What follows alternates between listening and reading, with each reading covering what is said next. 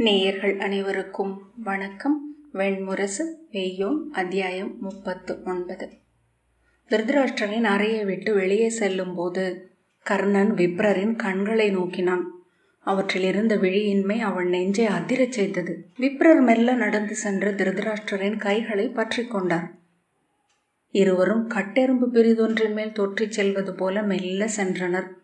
கர்ணன் அதை நோக்கிய பின், முன்பெல்லாம் விப்ரரின் தோள்கள் ஆற்றல் கொண்டிருந்தன. அவர் அரசரை தாங்கிச் செல்ல முடிந்தது.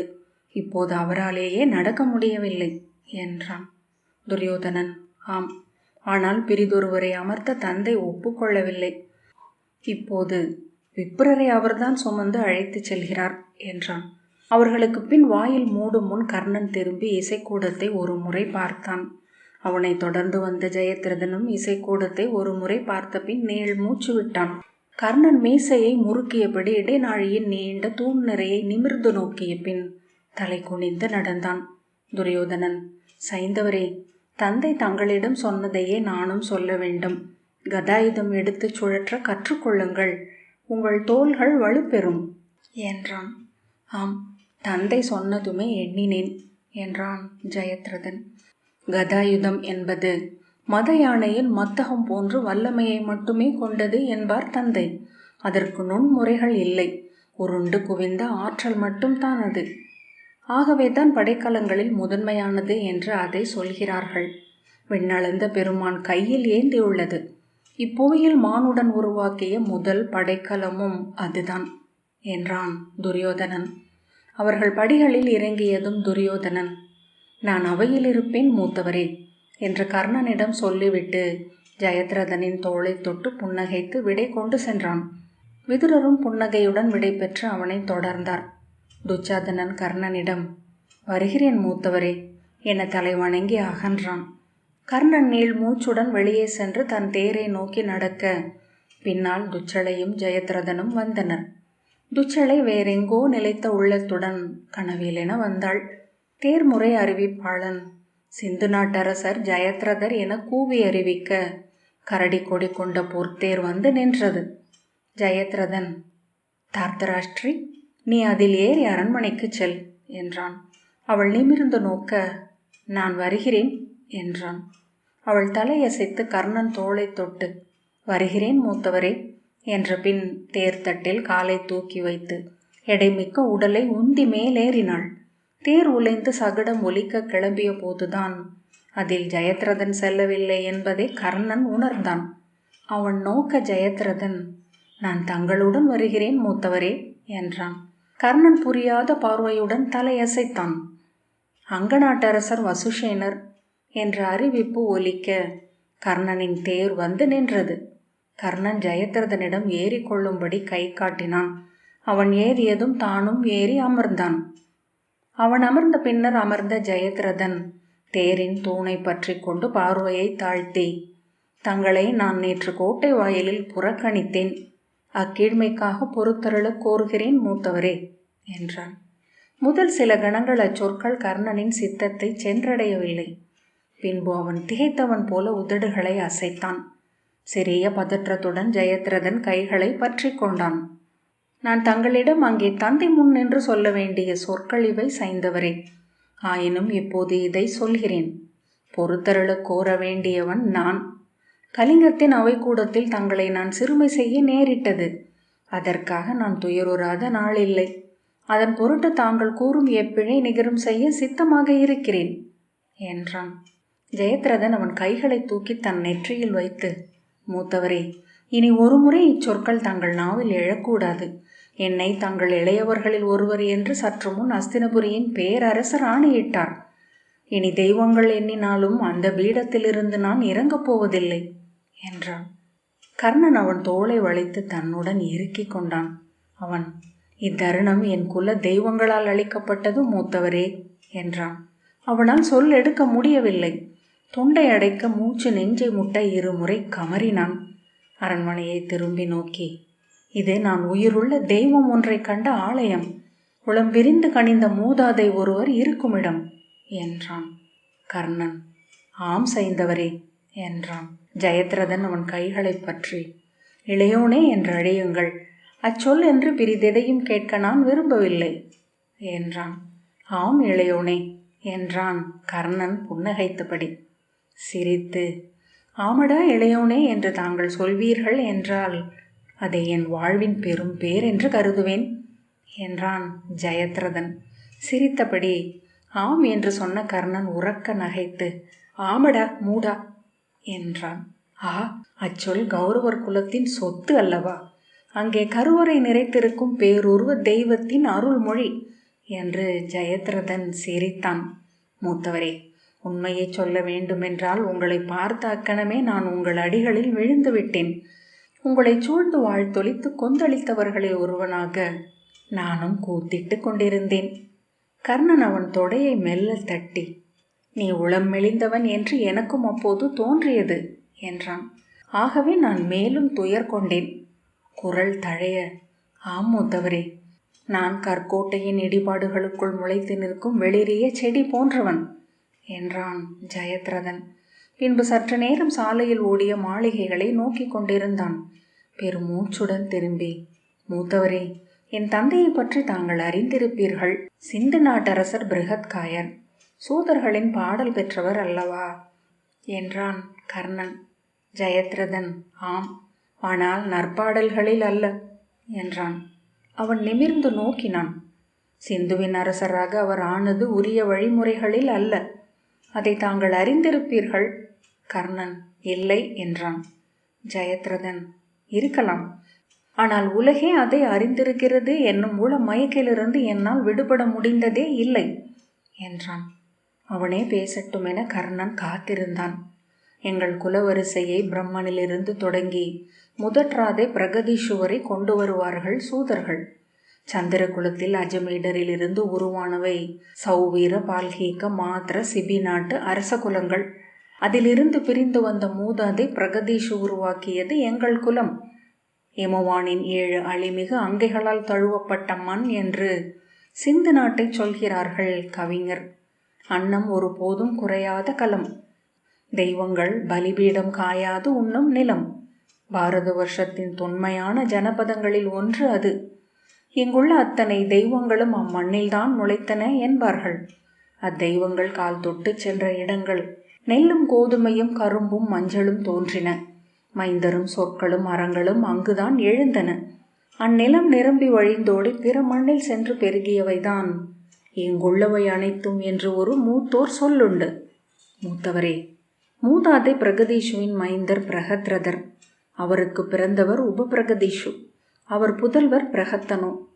அவருக்கு 2 மைந்தர்கள். மூத்தவர் பிருகத்பாகு, இளையவர் எந்தை பிருகத்காயர். எங்கள் பெரிய தந்தையார் பிருகத்பாகுவின் காலத்திற்கு முன் சிந்து நாடு பாரத வருஷத்தின் பிற பழைய நாடுகளைப் போலவே அளவில் சுருக்கமும் செல்வத்தில் ஒடுக்கமும் கொண்டதாகவே இருந்தது. பிருகத்பாகு சிந்து நாட்டின் 7 நதிகளையும் 108 கால்வாய்களால் இணைத்தார்.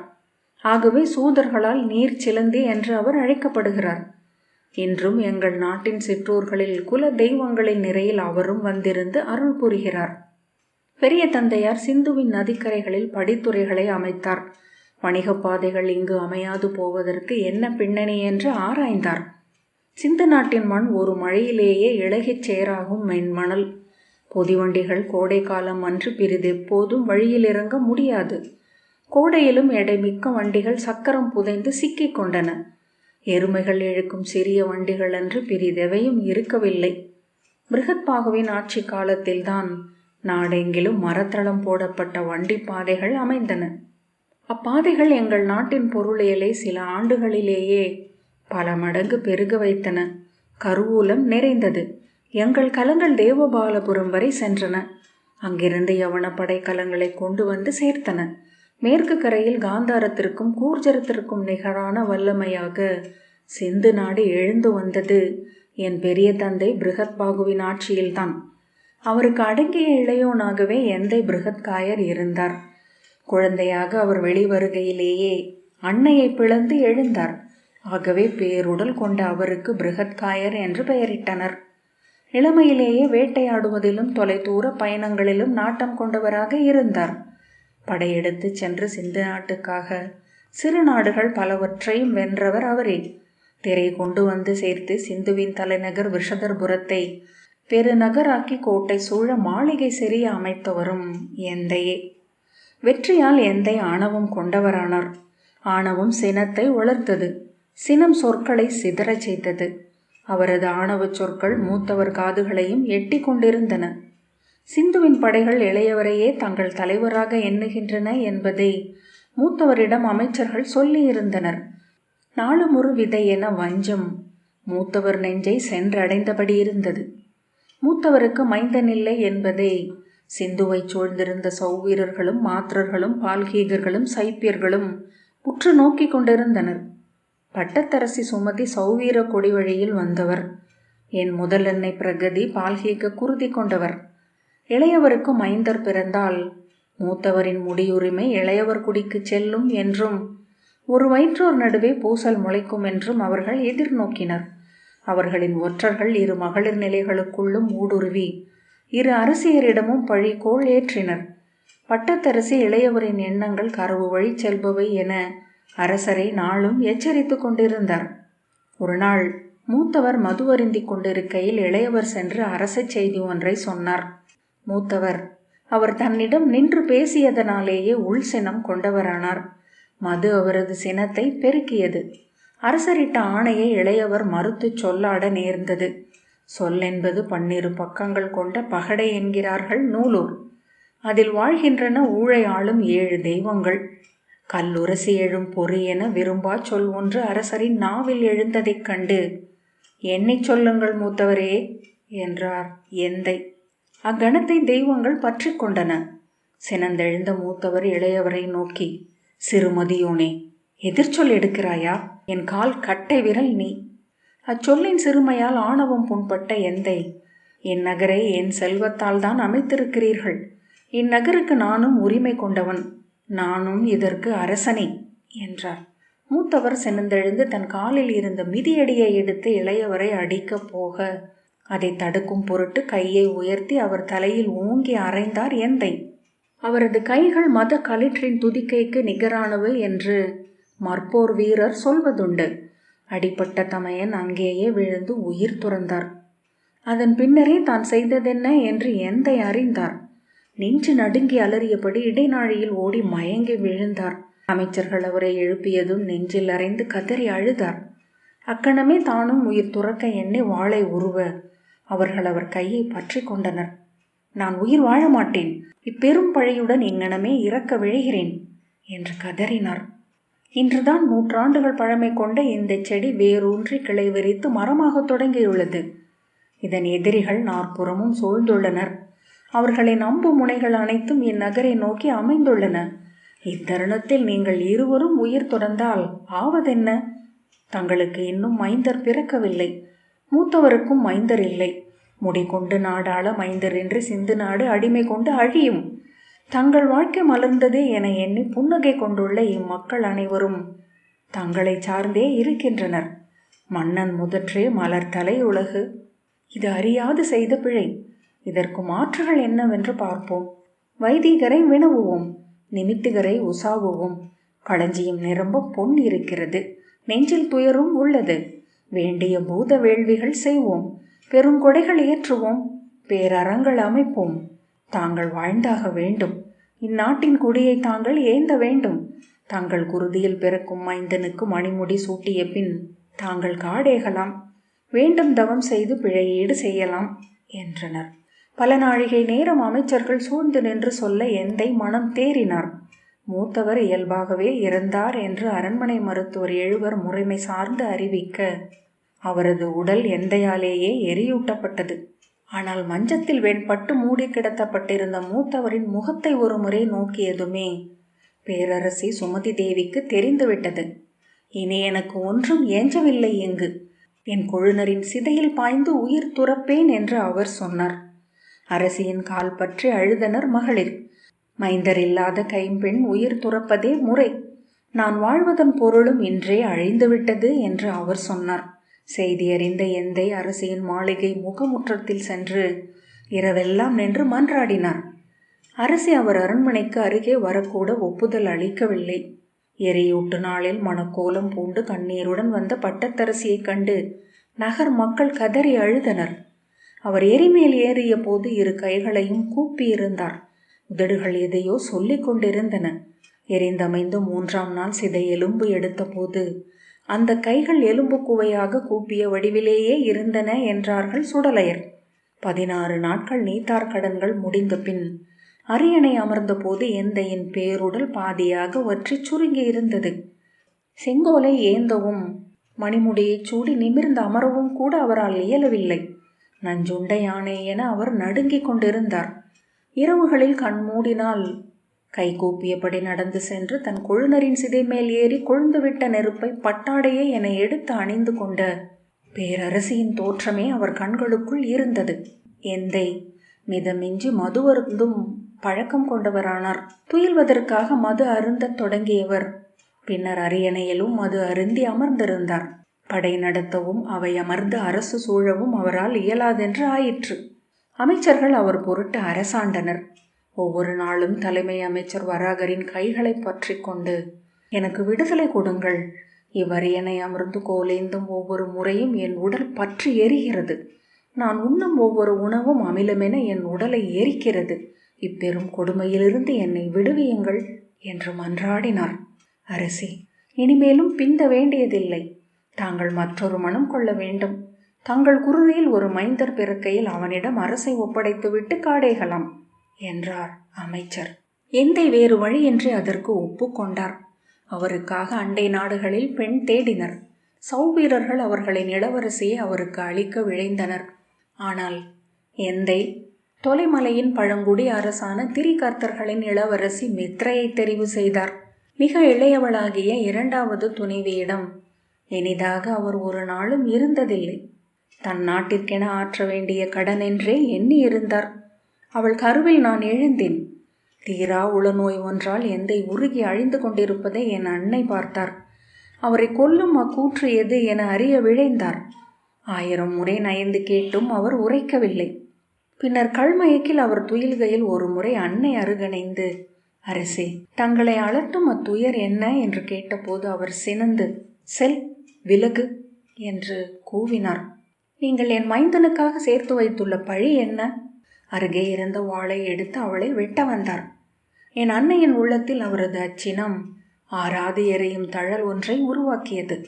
அவரது குருதியில் நான் வளர வளர அவ்வினா அவருள் எழுந்து பெருகியது. எந்தை அருகே அன்னை செல்லாமலானார். அவருள் எழுந்த வினா அவர் துயிலை தென்னக பெருங்காற்று முகில் மாலைகளை என அள்ளி அகற்றி கொண்டிருந்தது. இரவுகளில் அரண்மனைகளில் நடந்தலைவது அவர் வழக்கமாயிற்று. ஒவ்வொரு நாளும் தந்தை துயிலும் படுக்கை அறைக்குள் வந்து அவரை நோக்கி நின்று மீழ்வார். ஒரு முறை எந்தை மதுவருந்தி தனி மஞ்சத்தில் துயில்கையில் அவர் துயிலில் அழும் ஓசை கேட்டு அன்னை மெல்ல நடந்து அவர் அறைக்குள் சென்றார். அவர் கால் தட்டி ஒரு கிண்ணம் உருளவே எந்தை திடுக்கிட்டு விழித்து இரு கைகளையும் மஞ்சத்தில் ஊன்றி எழுந்தமர்ந்து அவரை நோக்கி, நீங்களா, மூத்தவளே நீங்களா, சிதையிலிருந்து எழுந்து வந்தீர்களா? உங்கள் உடல் எரிவதை நான் பார்த்தேன். ஆனால் உங்கள் தசைகளை பொசுக்க நெளிந்துருகும் உடலில் இரு விழிகள் ஒளிவிடுவதைக் கண்டேன் என்று இரு கைகளையும் தலைக்கு மேல் கூப்பி கூவினார். என்னை முனியாதீர்கள், என் பிழை பொறுத்தருளுங்கள், நான் அறியாது செய்த செயல் அது. மூத்தவரை கொன்ற பிழை என் தலைமுறைகளை எரியச் செய்யும் என்று அறிவேன். இப்பொறுப்பை நிறைத்து பெருந்தவம் செய்து என்னை மீட்பேன். நம்புங்கள், என்னை முனியாதீர்கள் அன்னையே. அன்னை அன்று அறிந்து கொண்டார் நடந்தது என்னவென்று. அவர் அனல் அவிழ்ந்தது. ஆனால் அதன் பின் அவர் உடல் உருகத் தொடங்கியது. அவர் பார்வை எப்போதும் வெறுஞ்சுவரில் நின்றிருந்தது. பிறகு ஒரு முறை கூட எந்தை முன் அவர் வரவில்லை. தன்னை பார்க்க வரும் அவரையும் முழுமையாக தவிர்த்து விட்டார். மகளிர் மாளிகையின் இருண்ட தனிமையில் நிலைத்த விழிகளுடன் ஓயாது ஆடை நுனி பற்றி சுற்றி சுற்றி தவித்து கொண்டிருக்கும் கைகளுடன் நடுக்கும் உதடுகளுடன் அவர் அமர்ந்திருந்தார் என்கிறார்கள்.